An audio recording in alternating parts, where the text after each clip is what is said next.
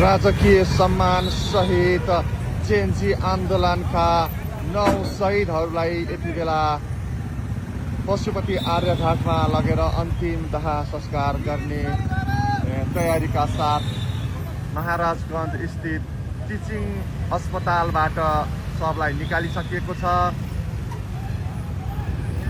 तपाईं देख्दै हुनुहुन्छ फूल मालाले सिगारिएका यी सब वाहनहरू वीर शहीद अमर रहून भन्दै यहाँ नारा पनि लागिरहेको छ।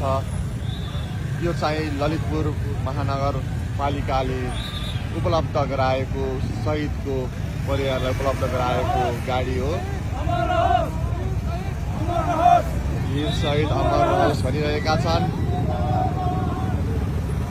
जेएनजी आन्दोलनका शहीदहरू सबै शहीदहरूको सब यहाँ नभए पनि केही शहीदहरूको व्यवस्थापन भइसकेको, केही शहीदहरूलाई गाउँतिर लगिएको छ।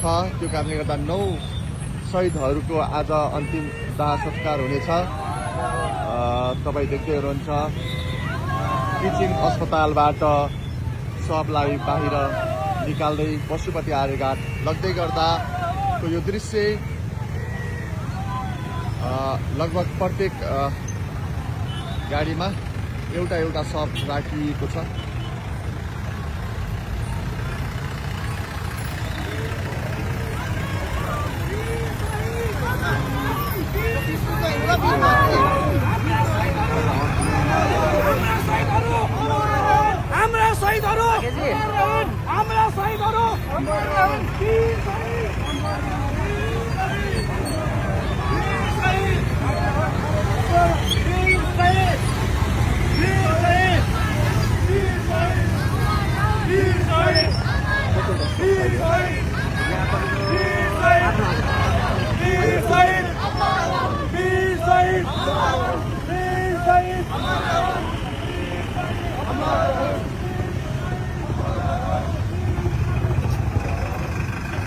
यो चाहिँ प्रहरीको भ्यान, आफन्तहरूलाई बोकेको छ प्रहरीको भ्यानले पनि।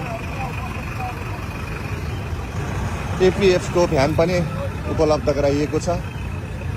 ठुलो सुरक्षा व्यवस्था सहित राजकीय सम्मान सहित अन्तिम दाह संस्कार हुँदैछ। आज पशुपति आर्यघाटमा प्रधानमन्त्री सुशीला कार्कीको पनि उपस्थिति हुनेछ। त्यसै गरी ऊर्जा मन्त्री कुलमान घिसिङको पनि उपस्थिति हुनेछ। त्यसै गरी सुन्नमा अनुसार गृह मन्त्री पनि आउने भन्ने कुरा छ।